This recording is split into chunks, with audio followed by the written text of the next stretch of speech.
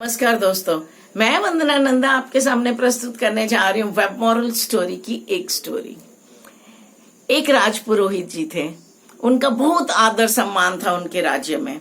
राजा भी खड़े हो जाते जब वो प्रवेश करते राज दरबार में।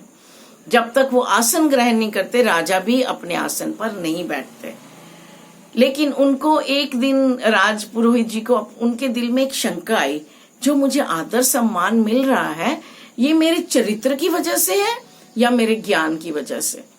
मुझे ये जानना होगा। उन्होंने प्लान बनाया और खजाने की तरफ चले गए। जब वो राज खजाने में गए, उन्होंने वहां से 5 मोती उठाकर अपनी जेब में रख लिए। खजांची देख रहा था, उसको समझ नहीं आया सच की झूठ। उसकी आंखें धोखा खा रही हैं, क्योंकि राजपुरोहित जी चोरी तो नहीं कर सकते, लेकिन आंखों ने भी कुछ देखा है। पूरे दिन उधेड़-बुन में रहा। राजपुरोहित जी अगले दिन फिर खजाना देखने चले गए और 5 बहुमूल्य मोती उठा के फिर से अपनी पॉकेट के हवाले कर दिए। खजांची अब उनकी तरफ घृणा से देखने लगा। उसके सम्मान के भाव खत्म हो गए। उसको लगा कि हमारे राजपुरोहित जी भी लोभ में फंस गए, और लेकिन कुछ नहीं कहा।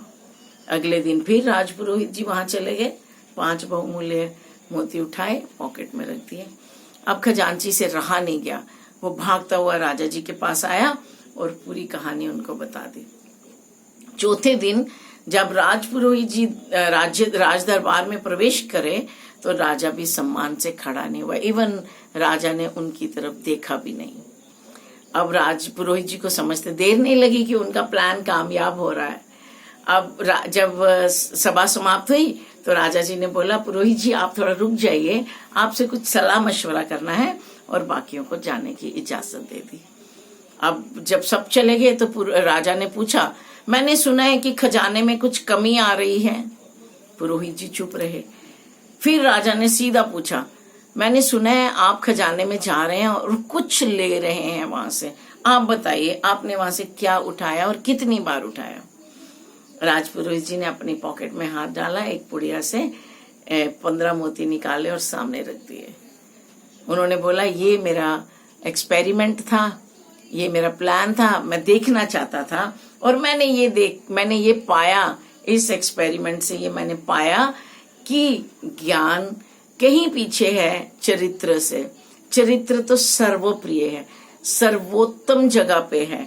हम चरित्र को जब तक नहीं अपना बनाएंगे, ज्ञान का कुछ मतलब नहीं। ज्ञान हमें कभी भी सम्मान नहीं दिलाएगा। तो राजन, हमारे दोस्त, हमारे राज्य में जितने भी चरित्रवान लोग हैं, उनको प्रोत्साहित करने के लिए कुछ करें।